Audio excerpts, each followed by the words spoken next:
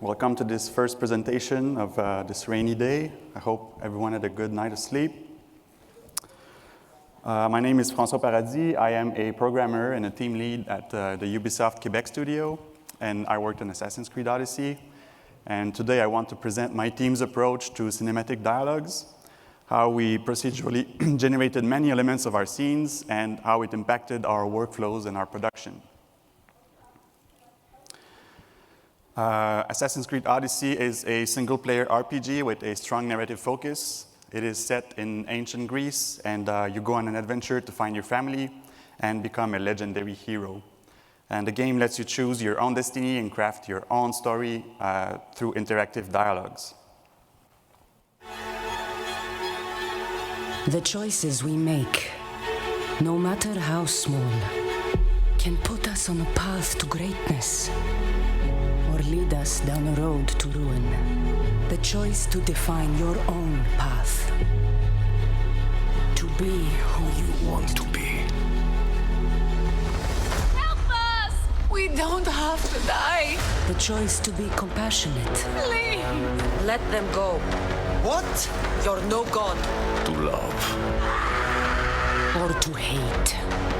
Peace. Or war.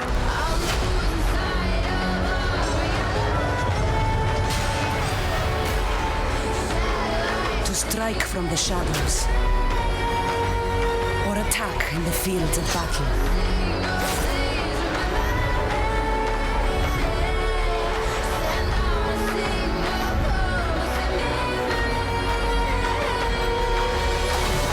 In this world, there are no wrong paths, no wrong decisions, only who you choose to become. This is your Odyssey. So with Assassin's Creed Odyssey, we wanted the player to be able to connect to the story in an even deeper way and make him an active participant of the narrative using branching cinematic dialogues. Branching dialogues, they do two things for us. First, obviously, they allow the player to role-play and make choices that will affect the story. But also, maybe even more importantly, they allow his actions in gameplay or in the world to be reflected in the narrative. So we invested massively into a new cinematic dialogue system to support this. Another big reason for this is that we wanted to be way more generous with the player in terms of content. The game features a large amount of quests, and we wanted each and every one of them to be supported by an interesting story and cutscenes. To give you an idea of the scope of the game, we ended up with about 30 hours of cinematic content in the main game, spread across more than 1,000 scenes and about 25,000 spoken lines. In comparison, previous installments of Assassin's Creed had between 3 to 6 hours of cinematic content. It's a pretty big step. So we knew from the start that a traditional cinematic pipeline would not be enough, and we needed to look at new workflows.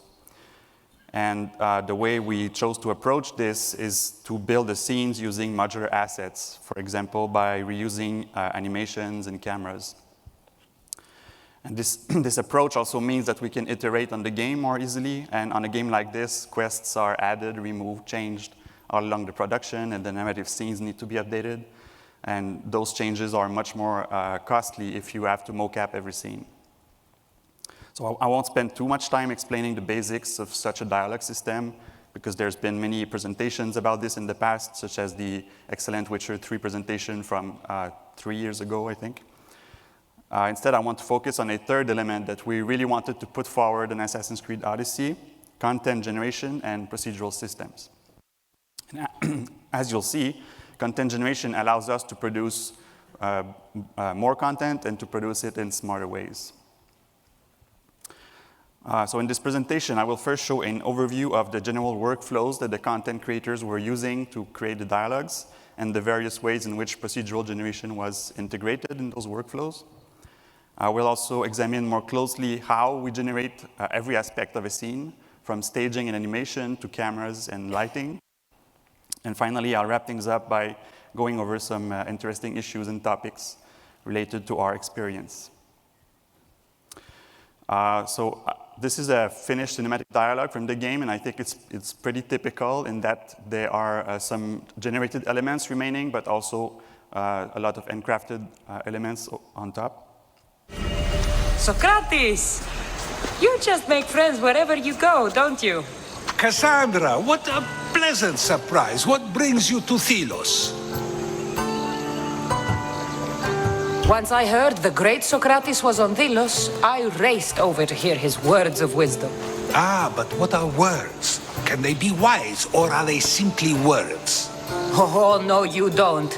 I'm not getting sucked into one of these debates again. Yet right now, there's a situation I would love your opinion on. Fine. Soldiers captured the rebel. He stole from the sanctuary to help finance the rebellion. When guards attempted to apprehend the man, he killed one of them. Murder on Delos. They're probably going to kill him. Indeed. Though it's illegal to end his life here, so he awaits his fate to be transported to Mykonos. Where do I come in? Would you say this rebel deserves death? That killing him brings justice?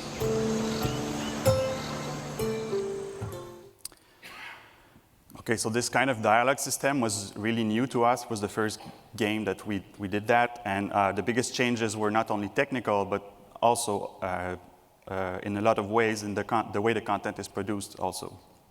And the biggest change was probably in the content team structure. So instead of having a big team of quest designer and a big team of writers who would work on each on their side, we created small integrated teams to create the content. And the narrative part of such a team is composed of a quest designer, a writer, and a cinematic designer. And together they are responsible for designing and realizing the content for a region in the game or a specific type of content in the game. Branching dialogues are a lot more intricate, so these people need to work together a lot more than with linear cinematics. The design of the dialogue was mostly the responsibility of the writer. In some companies, this is handled by a narrative designer. At Ubisoft, this role is not very widespread yet. It's starting. But we were fortunate enough to have super dedicated writers who were courageous and took on this new role, which required them to be a little bit more technical. The cinematic designer is also a new role within our teams, and it's the cinematic designer who is responsible of delivering the final result on the screen. It was important to us that a single cinematic designer can own a scene from start to finish and deliver all its elements. He kind of becomes the director for his scene. So we choose people with very different backgrounds to fulfill that role. So we have animators, camera artists, scripters, and even some game designers. Having the cinematic designer embedded early in that team is super important because he can help the writer and the quest designer make smarter decisions about what is and what's not possible with the system. And they can also iterate on the cinematic content earlier. And procedural systems act kind of like a wingman for the cinematic designer. It helps them create content more efficiently. And the reasons to use generation are multiple. The first one is that it makes the content always playable. So as soon as a quest designer integrates a scene, it is immediately fully working, functional cameras, animations, without needing any initial involvement by a cinematic designer. It also means that the scene is updated as the script changes, and that does happen a lot. Because of generation, cinematic designers never need to start from scratch. So even the first time they open a scene, there's already something there, and they can start working from there. And for simple scenes, they can keep the generated result when it works, and the parts that don't work.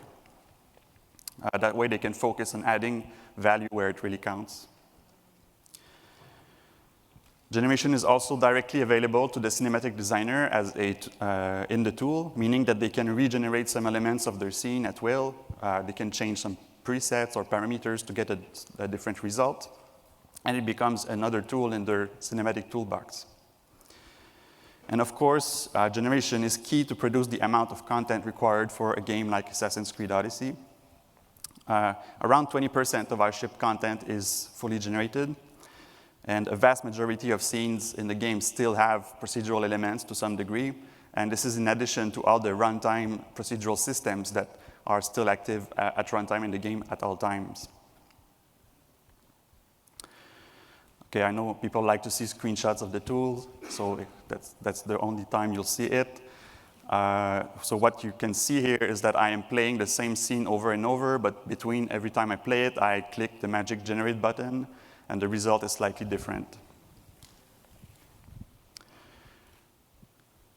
You can also see at the bottom, you're going to see the content of the tracks being changed. And that's because the output of generation is simply clips in the appropriate tracks in the timeline, just as a user would have done it. And the goal here is to be able to have encrafted content coexist, live side by side with generated content. So what the cinematic designer can do is just remove stuff that he doesn't want or change stuff that was generated. And then we know what was generated and what was encrafted. And on the next generations, we will take that into account and not erase any work from the cinematic designer. So this puts the power in the hands of the cinematic designer.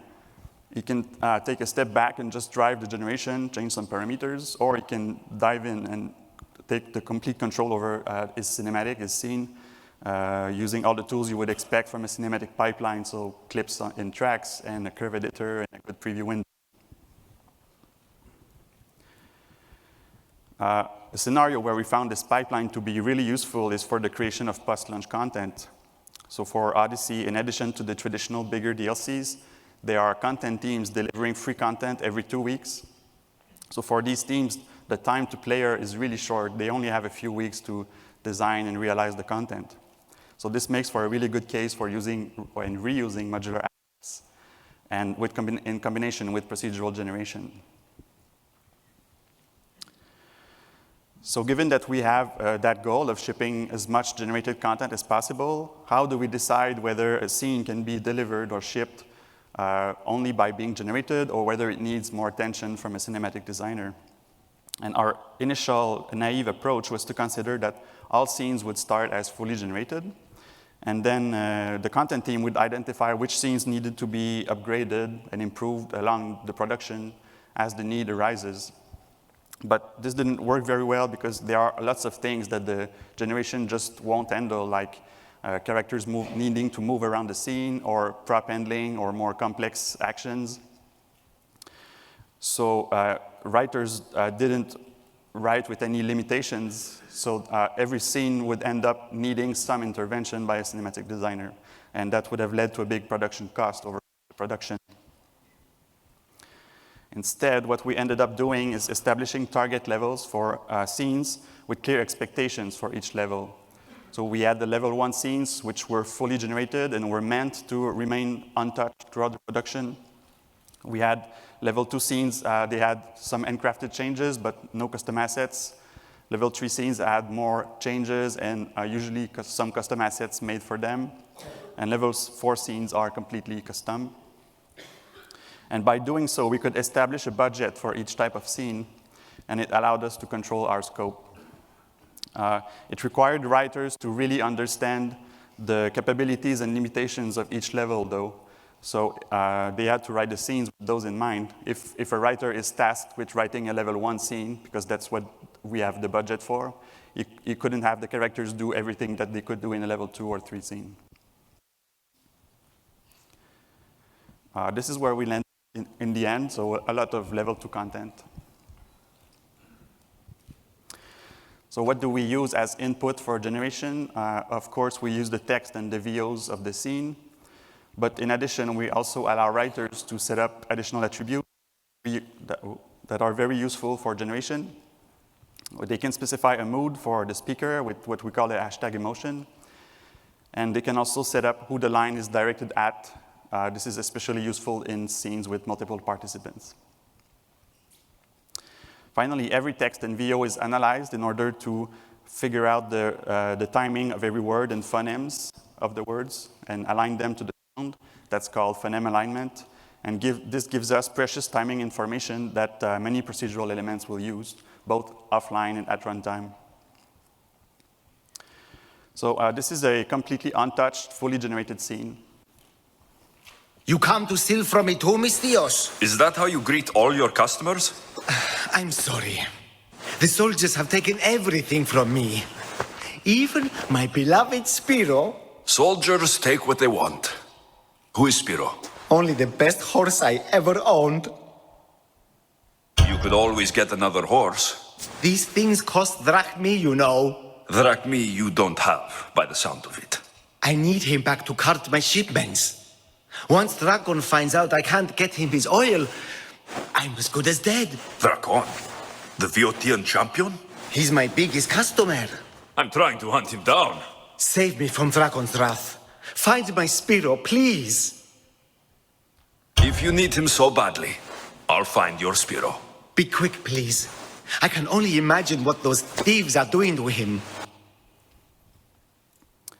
So this is the kind of result that you can expect for any new scene, any new dialogue. So from the moment the script is first imported, of course, at first it's going to be robot voice probably. So you can see the value in this, if only as placeholder. Now that we've seen how the users could use the system, let's see what goes into actually generating a scene. The first thing we're going to do is place the characters on a stage and get them speaking one after the other. So it's very VO-centric. The VOs are already assembled to form the backbone of the scene. And the goal of generation is then also to get you camera editing, body and facial animation, some lighting to highlight the characters, and some look-at behaviors to really bring them to life. And some of these elements are generated as clips, as we saw earlier, and others are computed at runtime as the game is running. So let's start with the stage. A stage is a real character and camera setup. So they define the character placement, and they come with a camera bank that cover all possible angles. There are many stages to choose from. So we have a 1v1v1, a 2v2, and a 1v4 here. And even for the same number of actors, we have a few variations, like a 2-people stage could be normal, closer, or side-by-side. And a 3-people stage could be more 1v2 or more 1v1v1. And for cameras, a camera bank for a typical stage will have between 12 and 65 different cameras, depending on the complexity. And they cover all the different shot types and sizes that we want for the layout. So typically we'll have standard cameras, side cameras, and over-the-shoulder cameras in our stages with various shot types, shot sizes, sorry. So from close shots to wide shots. The interesting part is that all these cameras are 100% procedural, meaning that they can adapt to the actors or their actions. So these are not fixed cameras or keyframe cameras. They don't have animated positions and orientations. And you can imagine it as a virtual cameraman that that does its best to keep up with the actors and frame them. And the idea behind this is to try to keep the characters at specific screen space positions and compute at runtime where the camera should be to achieve a specific composition. This is done by taking into account a few constraints, like the distance from the characters that we want and the angle to the scene, and then we optimize the rest of the parameters to get those targets as close as possible to where we want them on the screen. This also allows the characters to not always they don't need to remain on their slot on the stage. They can move around the scene and the camera will still work. Another advantage of this approach is that it's a lot more robust. So you can have tall characters or small characters. You could have characters in slopes, higher or lower, and the camera will still remain relatively okay with a good composition. So that gives a lot of robustness for the scenes. The scenes will change, the characters will change along the production, the animations will change, and the cameras will remain okay. We also taught the camera how to move with different reflexes for both position and orientation. And we do that by adding some damping dynamics to the camera. So depending on the shot size, we will need to be more passive or more aggressive. And typically on closer shots, we need to be a little more aggressive to remain tighter on the characters. And so it will take into account the animations. And most importantly, it will follow the actors when they move.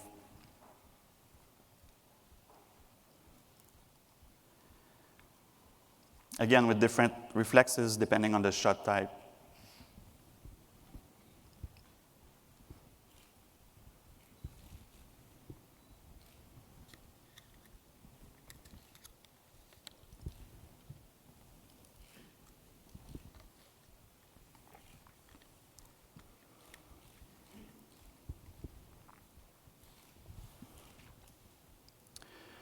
By default, our camera is modeled after a handheld camera. There's a light handheld layer that is also procedural and adjusts itself to the motion of the camera. But depending on the scene or the needs of a specific shot, the camera can be transformed into a more normal Steadicam or even a more fixed a fixed tripod camera. Yeah. So now we have a good cameraman, but we also need a good editor that will generate the montage. And in a dialogue-driven scene, editing is just as important as framing, if not more. So we're going to start by looking at each VO and figuring out who's speaking and who's listening. And the first thing we want to do is to generate a basic shot, reverse shot editing. So for each VO, we'll use a camera showing the speaker from the perspective of the listener. Sorry for my mic. So for each speaker-listener scenario, the camera bank has a lot of options to choose from in terms of shot type and shot size. And the generator will choose one randomly according to some rules that we have established. Some rules will be about changing the probability of making a certain choice. Other rules might be about trying to establish a nice progression within the scene. So we might want to go from wide shots to closer shots during the scene, or the inverse, going from close shots to wider shots. The amplitude of the gestures will also have an impact on the final decision. Typically, we need to be wider when the gestures are big. For a scene with multiple characters, we have additional options to consider. So for example, here, this same wide shot could be chosen when either character is speaking, in addition to their single shots. And we can even keep this shot for a longer sequence when both characters speak in turn. And finally, we'll also use a shot like this if one of the characters speak for the first time in a while so that the viewer understands its place in the scene. So we have a functional edit, but there's still a few things we need to do to improve it. There are things that we never want, that never work. So for instance, we never want shots that are just too short, so we will remove them. And on the other hand, a shot that is too long can become a bit boring. So we can add an insert or a reverse shot there. And the final step is to decide the precise timing of every cut. And we could choose to be really conservative here. We could cut at the end of the VO or in the middle of silences. This is classic, but a bit boring, so we try to do a bit better. So we can cut before the end of the VO, and that's like a reaction cut, so it allows to see the listener a bit before he answers. And at the opposite, we can cut after the next VO starts, and that gives the impression that the cut is triggered or called for by the sound of the new speaker. So these two give the most organic feeling. Okay, now let's see how we generate the animation. We divide animation in two layers. We have the idle layer and the gesture layer. The idle layer gives us the base pose or stance for our character. The animations on this layer usually have some very limited looping movement. And then we have the gesture layer, which will be made up of a lot of small modular gesture animations that are blended together. These animations are usually additive, although they can completely override the idle layer if needed, for instance, for entrance and exit animations. So for every idle state, we build a collection of about 50 to 100 gesture animations that work with that stance. And the generator will use that library to create an animation track for the character by choosing a few idle states throughout the scene and many gestures to overlay on top. Choosing the idle state starts from the emotions that we have from the script. We try to find a dominant emotion for a character in a scene. Every emotion is associated to a list of idle states that we can choose from. So if we're looking for a proud character, we could get to choose from these. And that list is different for male and female characters. And you can also override that list per character, so we can give a more controlled personality to some important recurrent characters. We have a little more than 100 idle states in total in the game.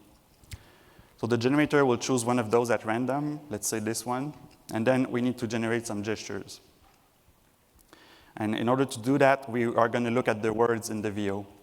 Remember that we have the timing of every word. So the goal is to examine those words and find potential animations for them. We'll use the words me and quickly as an example. And to help us, we define dictionaries of words related to a specific concept. For example, we have the me concept that conveniently has the me word in it, but also I, myself, personally. And we have a now concept that contains the words quickly, but also fast, today.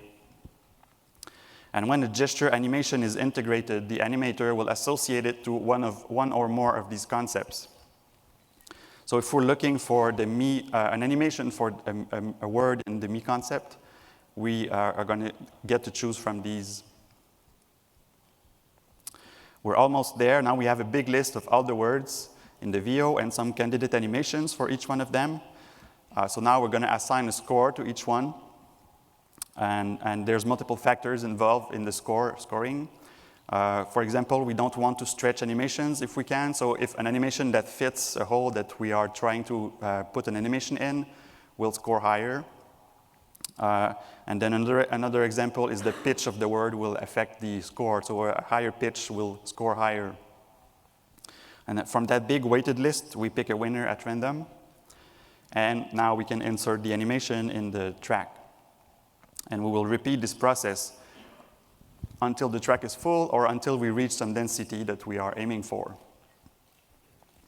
Notice how here we are avoiding having any overlapping animation, which is a safe thing in general, because if you're not careful with additive animations, you can get very broken results. But if you simply disallow any overlap at all, you also don't get a very good flow, and you can feel every gesture always ending completely before the next one starts. So our solution to that is to analyze the animations and extract what we call a motion curve. It's a simple scalar curve that represents the general motion of some of the important bones in the animation. And it is computed by looking at the relative displacement of the bones relative to their initial position. So now we have that curve, and if we define some motion threshold above which it is not allowed to overlap, we get an effective range for the animation which is shorter than its full duration, and it is in that range that we will not allow the overlap, but outside of that range we can overlap and blend. Another thing that this motion curve gives us is the extremum of the animation or the point of maximum motion, and this is useful because this is the point in the animation that we want to align to the word for which it was chosen. It's not always exactly what the animator wants, so we also allow them to override that moment per animation if they need. So the final result looks more like this, a series of slightly overlapping but never breaking animations. And that's how we generate body animations in our scenes.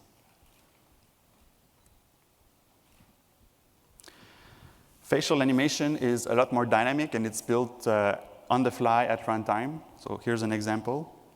All right. Then do you have the money you owe me? Do I have the money I owe you? Of course, of course. Well, no, not at the moment.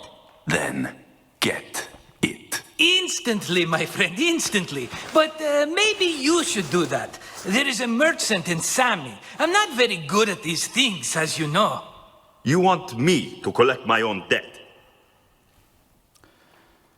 So there was a lot of work involved in making sure our characters can show some emotions. We have around 60 different facial states associated with the various emotions coming out of the script.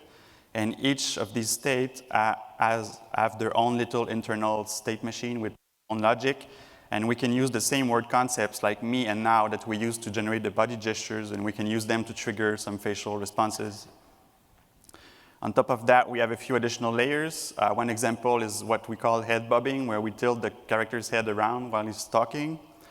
Another example is talk anticipation, where we change the face of the character slightly before he speaks to mimic how a person prepares to speak. The lip sync animation is built using a blend tree and the phoneme information that we extract from the VO. The challenge here is that the phoneme information that we get is not 100% reliable. And so there's a good amount of lines where we needed to fix the lip sync more or less manually. Also, the phoneme information we had was only available in English. So for localized languages, we needed to try something a bit different. And we worked with a group at Ubisoft called La Forge, which is like our internal R&D department, and we used sound matching. And this is a technology that uses machine learning to generate facial animation strictly from the sound, and there's a lot of promise in getting reliable results more often. So here are some results from the game. Мне пришлось. Тогда ты спросила, хочу я славы или счастья. Что ж, ухаживая за отцом, я не стала счастливее. Mes projets politiques ne te concernent en rien. Sache seulement que je ne cherche que la reconnaissance du bien fondé de ma stratégie. Lass dich von der Gesellschaft hier bloß nicht einschüchtern. Ah, リカオンだ。君は傭兵だな。治療に来たのか? Ti avevo anche detto di stare lontana dai guai. Porra, nunca! Ela pergunta aos fiéis sobre a movimentação nos portos e depois me fala. Só. If you want more information on this, Daniel Holden is having a presentation tomorrow called A New Era of Performance Capture with Machine Learning, in which he talks about sound matching. Because the body animation is made up of a lot of reusable small pieces of animation, we have to rely on a look-at system to really bring the characters to life and establish a real connection between them. And in terms of generation, the look-at intentions are drawn only from the text, given two simple rules. When you're not speaking, you're going to tend to look at who's speaking, and if you're speaking, you're going to look at the person you're speaking to or the last person who spoke. And those simple rules will work most of the time, but there are also some exceptions, and that's why we also allow the writer or cinematic designer to override who the line is directed at. To add even more life to characters, we also generate a secondary layer of look-at motions that we call glances. So depending on the mood of the character, we will generate small motions, shifting the gaze of the character for an instant. And we have a few rules to choose when to trigger those. A good occasion is using the micro silences in the VO, mimicking some hesitation or thought by the speaker. And another one is using the gesture motion to attract the eyes for a second. The final element that we'll discuss is the photography, which is essential to get our final look. And as is the case with most games, the lighting from the in-game world is not enough when the camera gets closer to the characters in a cinematic context. Without additional lighting, the characters would look very flat. So what we do is we add a procedural light rig with multiple lights that target all the actors automatically. And the position and orientation of the lights are recomputed dynamically for every shot, as you can see here. And this rig will use different rules, intensities, and color temperatures depending on the time of day and whether the scene is played inside or outside. The exposure values for the camera is also constantly adjusted to make sure that the character faces are always lit properly. So this system allowed the majority of scenes to be lit appropriately without needing any intervention by a lighting artist. There were a few more problematic scenes where a lighting artist had to come in and create a custom light rig for that scene. Okay, so we've seen how we changed the way we work. We've seen how each element of a scene can be generated. And those two were certainly the biggest challenges that we had. We introduced new roles, asked writers to be more technical. We iterated constantly on generation, trying to see how much we could generate and how far we could push it. Now let's look at some additional interesting topics that we worked on. So Assassin's Creed has a living open world with NPCs that move around, and we always kept in mind to try to allow the scenes to take place anywhere at any time of day. Now, of course, there's also plenty of scenes where we do know where the characters will be waiting and where the scene will take place exactly. But for simple scenes, we can afford to give that freedom. And this is only made possible because of the procedural systems like the screen space camera framing and the lighting rig, for instance. Another challenge is the crowd around the scene who can easily photobomb your scene if you're not careful. So we have a simple avoidance system that will make them take the long way around. Okay, the next challenge is localization. So in a traditional cinematic pipeline, the localization cost for recording VOs is higher because of the strict timing constraint that must be respected across all languages. So we are using a technique called timeline scaling to be more flexible in that regards. This is inspired by a technique I first saw in Witcher 3's presentation at GDC 16. And as a reminder, timeline scaling is about adapting the timeline to slightly different VO lengths for every language by stretching and squashing its content. And it was especially useful for our game because we have two playable characters that you can choose, Alexios or Cassandra. And as far as recorded audio is concerned, those can be considered as different audio languages. And so we also benefited greatly from not requiring a precise timing match when recording both actors, even in English. Stretching content sounds scary, but it works quite well, actually.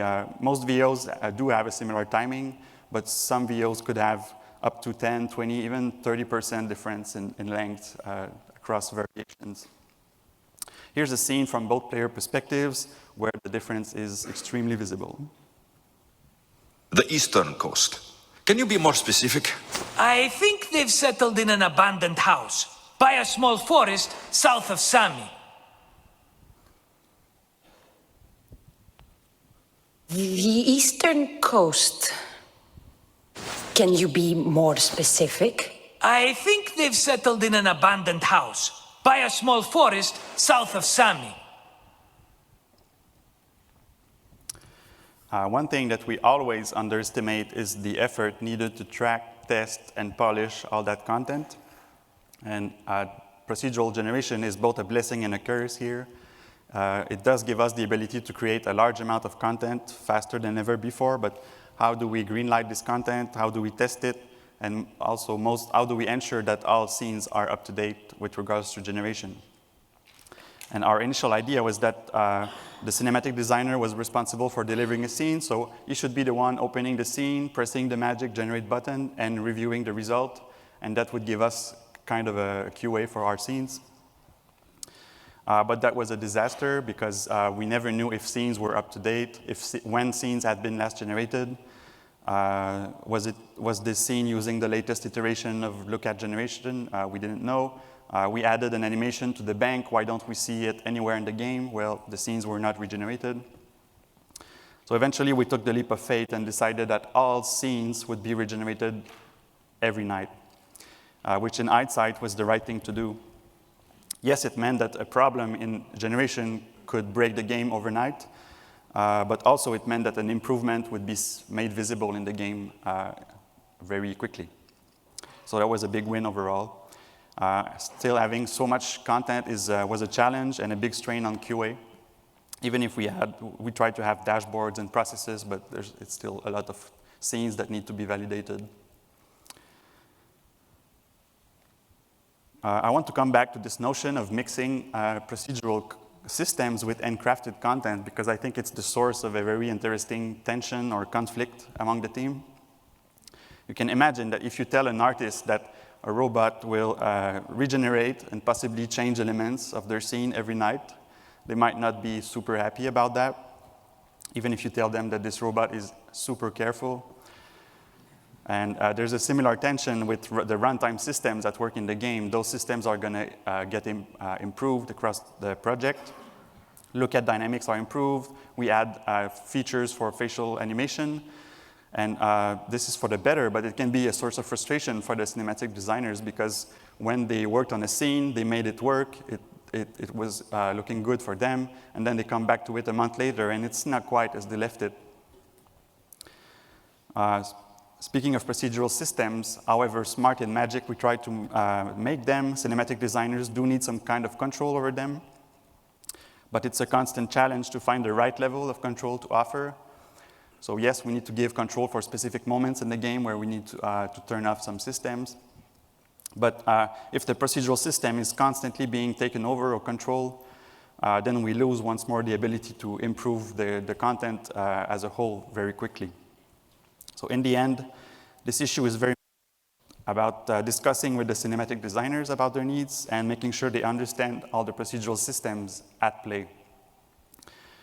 And sometimes we do need to give them the ability to override the system, but also sometimes we can try to show them that their problem might need to be addressed in the procedural system rather than in their specific scene. The last thing I want to mention is the artistic direction process is obviously very different when using generation.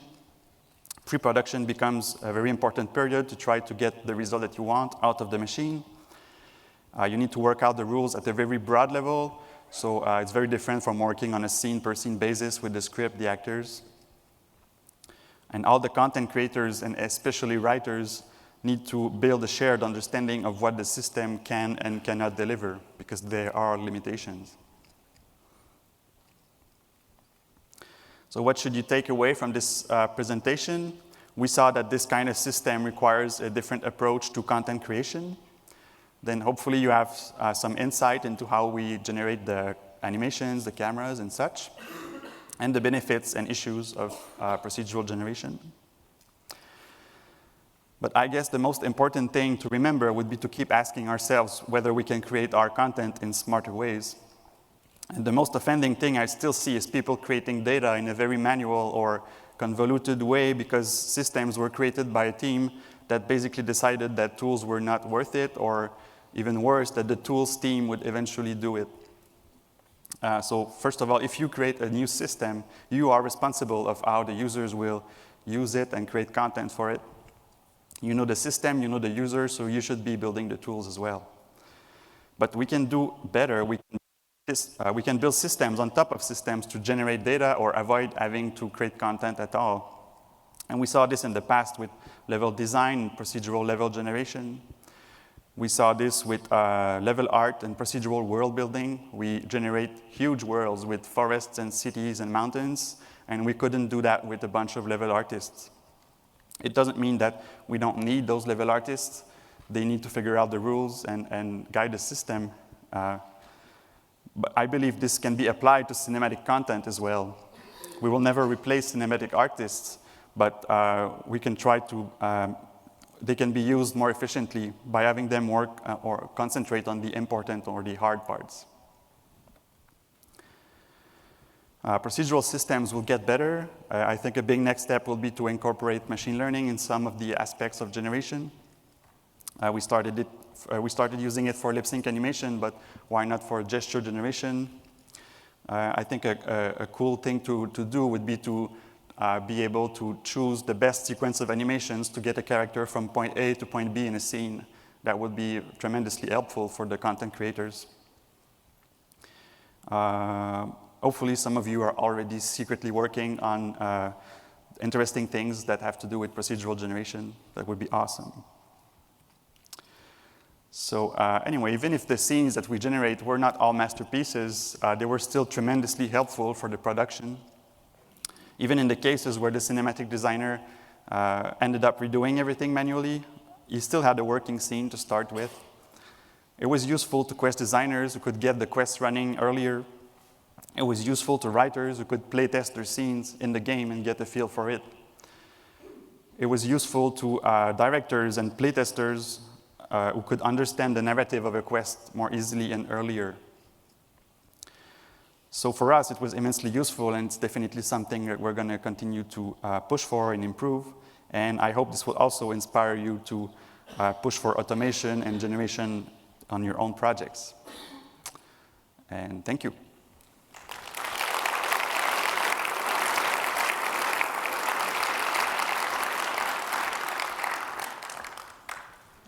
I'll take questions. Hello.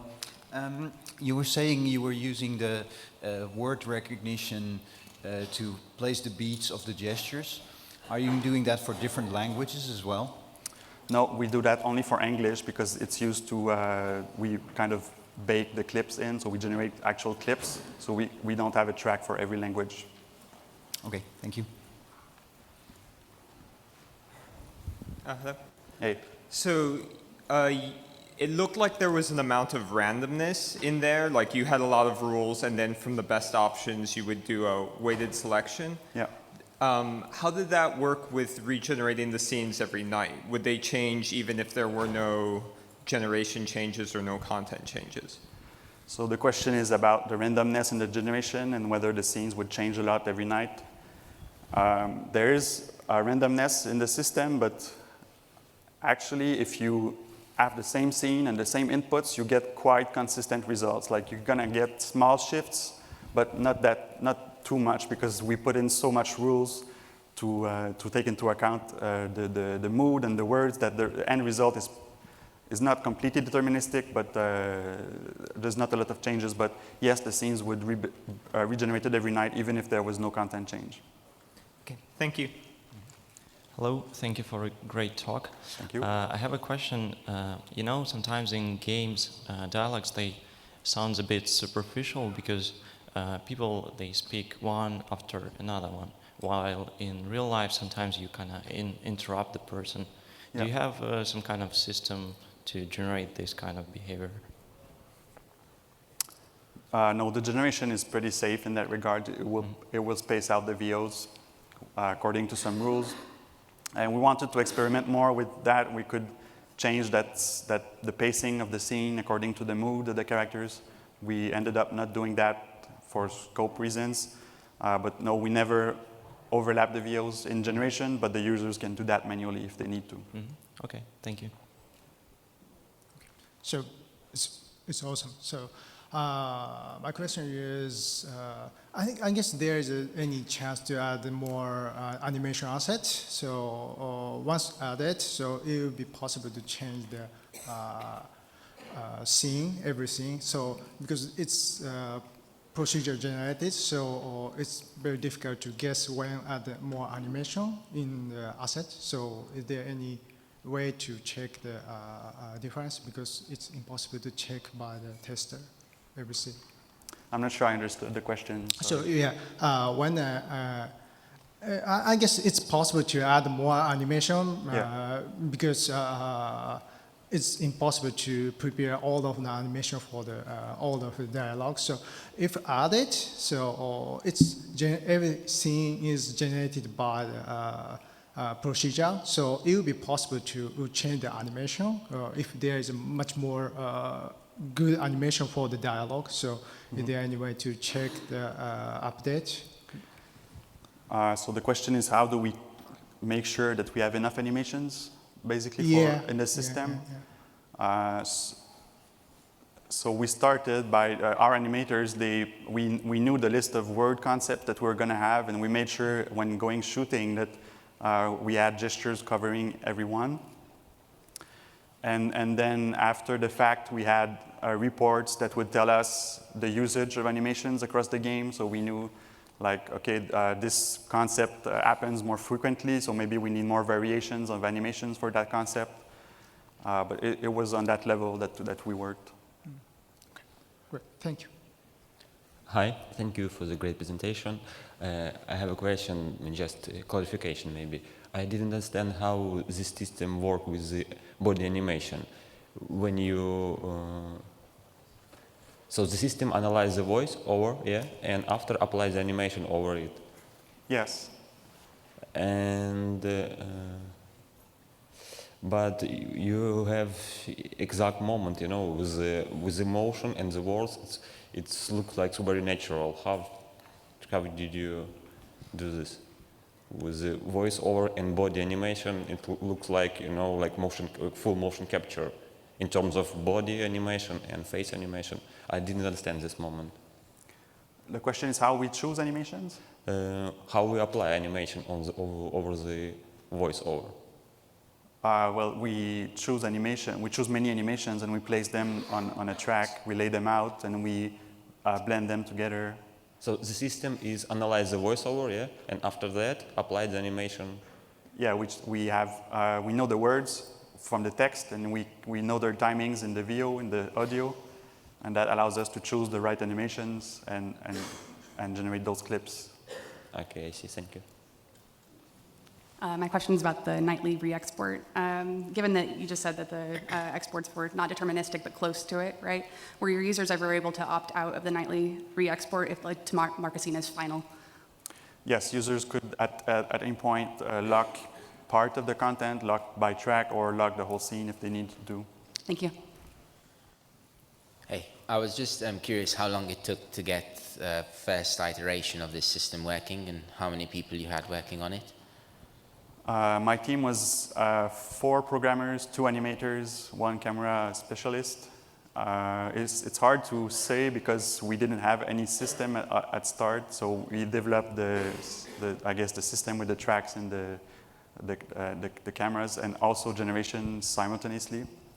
But I would say after a year we had good results, okay. and then the last 20% took the next 2 years. Yeah.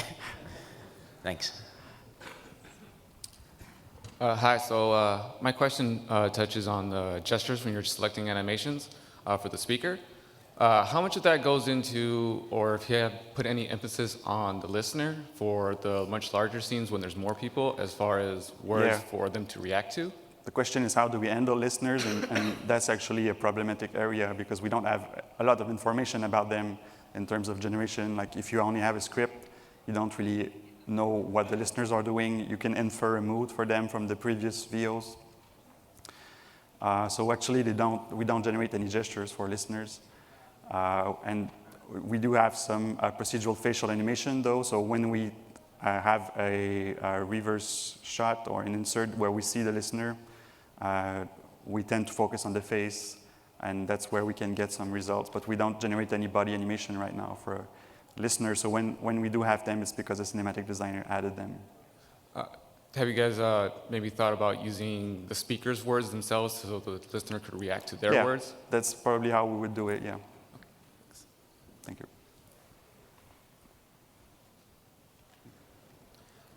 My question cycles back a bit to the locking question. How do you make sure that with the regeneration every night, if, let's say, an artist has modified a single track and that whole system can be locked or unlocked, how do you make sure that the rest is not modified? And if so, how do you make it modifiable if he wants it to be modified, if he modified a single little element? I don't know if your question is clear.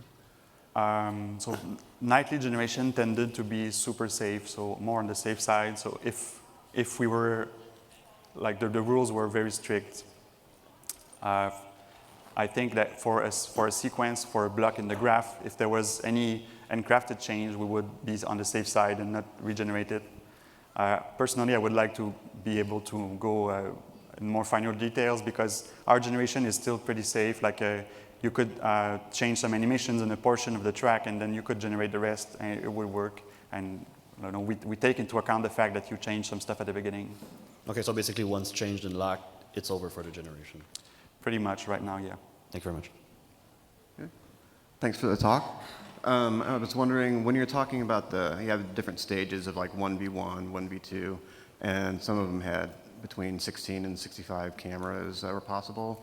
Were those possibilities hand-authored camera positions for each stage setup, or? Well, the cameras are procedural, so yes, they are hand-authored, but it's not as easy as positioning the camera and saying it's okay. So it's actually a lot of parameters to tweak per camera, set up the angle, the distance, and then the camera frames automatically. So what you set up is more like an intention for the camera. I want this shot type and shot size, basically. Mm-hmm. And then the cinematic designers, they ended up also adding a lot of custom cameras to every scene because the stage cameras are there as a base, but you can add more afterwards. Okay, thank you.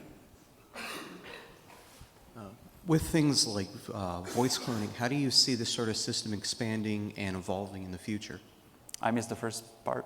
With things like voice cloning coming down the pipeline, basically from text to realistic sounding voice from just text, how do you see this sort of system expanding in the future? Well, I think we're going to need to do more stuff at runtime, possibly. Like right now, we do a lot of stuff offline, and the reason we do that is because we want someone to validate the result, you know, and at some point we want to be able to lock it and say, okay, this is what we ship. But if we construct our scenes more dynamically, or we assemble lines dynamically, or we create audio dynamically, then we'll need to embrace that and go with stuff that we generate at runtime. So that might be a direction to go.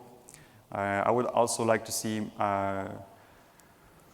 more tools, like I said, to help the cinematic designer achieve specific tasks, like having a character go from point E to point B in a scene. That's very common, but he has to, like that, this is, since he doesn't necessarily have mocap, an exact mocap animation for this, he needs to stitch up many animations, like starting to turn, walking a bit, getting rested in its final position. So I think we could, there's a lot of promise in having a system where you just give your intention, and then we find the animations for that. Thank you. Hey. Hey, so just one question about so you had animators or designers going and tagging up animations to say, oh, it's like happy or sad or whatnot. Is that determination of what the intention of the animation is that something you foresee that could be determined procedurally? I don't think the question is whether the tags on the animations could be decided procedurally. I don't really see how, maybe with machine learning and classification. I'm not sure it's worth it. We didn't tag animations with moods. We associate them with idle states. Although that would be an interesting idea. Yeah, that's it. There's no other question. So thank you. Thanks a lot.